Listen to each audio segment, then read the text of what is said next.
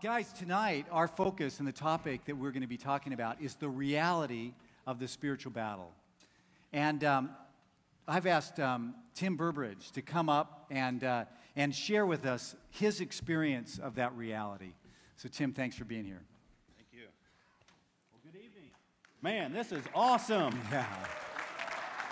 I know Dave's looking at his clock and he's going, Tim, I gave you no more than 5 minutes, but Bill and I were talking last year at Six Battles. We had 800 guys and they were all right here.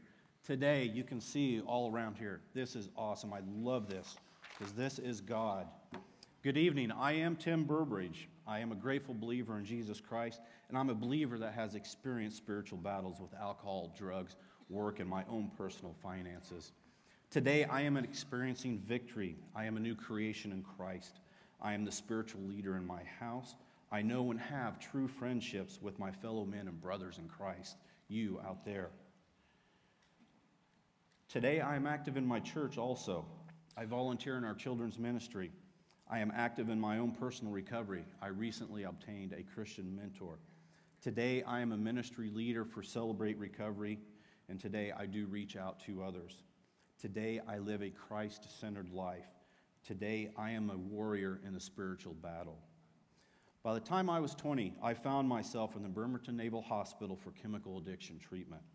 I was caught in a stronghold of alcohol and drugs. I had built a fortress that I had let no one get through. My life up to that point was one of excess in alcohol, drugs, and a hedonistic lifestyle. I engaged in the distribution and sale of illegal substances. I violated people by breaking into their cars and homes. I had purposely turned my back on God when I was 15. My sister was killed in a drunk driving accident. I was living a me-centered existence. I was trapped in the stronghold of loneliness, emptiness, purposelessness, and at times I even doubted why I should continue breathing. Treatment got me away from the substance abuse, but I did not truly turn to God and His will for my life. Instead, I left with self-esteem and a sense of worth that was still me-centered. When I left the Navy in 1992, after 6 years, I had decided on what my purpose was, and that was to be an engineer. I went after my education and then work with the same gusto as I did alcohol and drugs. But by the fall of 2003, I had built another stronghold, but an improved and more acceptable one. I had built one based on work.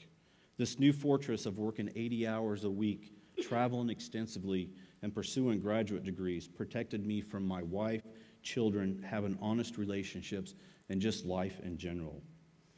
This new fortress looked different, but it worked the same as my previous one.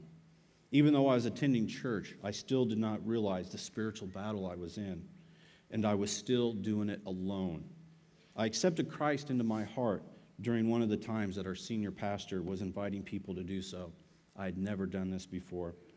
I remember that a feeling descended through my body and a knowledge came within me that no matter what, if I follow Him, it's going to be all right. Over the next year, at work, my entire group and myself was laid off. My new job did not require travel and to work long hours. But at that time, I still had my MBA program going on. Summer came along, and I decided to take it off from the program. I was not able to handle life. My fortress was being taken away from me. It was exposing me. So I turned back to alcohol, and within 3 weeks, I was right back in the chains, except worse. I truly admitted defeat, and I surrendered to God this time. I went into treatment, and I started to go to AA, and I started to attend Celebrate Recovery here at church. I had to be with my brothers in Christ. I knew I had to. I began to walk in the strength of the Lord, and over the past couple of years, I've had the wonderful opportunity to trust in Jesus Christ, to accept His grace and what He did on the cross for me, to accept His healing power, to read the Word and apply it. I was baptized 4 months ago at the men's retreat.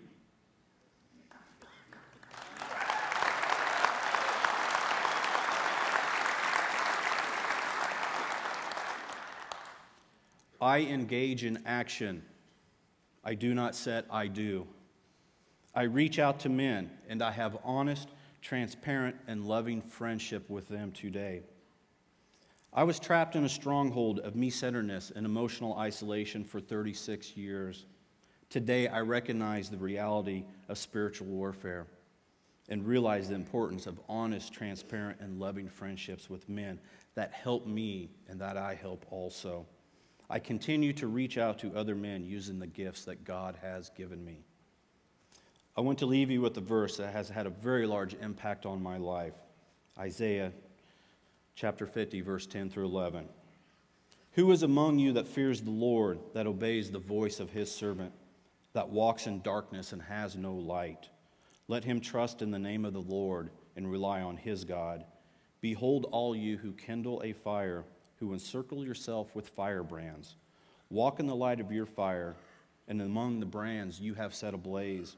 This you will have from my hand. You will lie down in torment. All my life I walked in the light of my own self-truths to justify my sinful thoughts and actions. Today I walk in his light. Today I walk locked in arms with my fellow warriors. Thank you.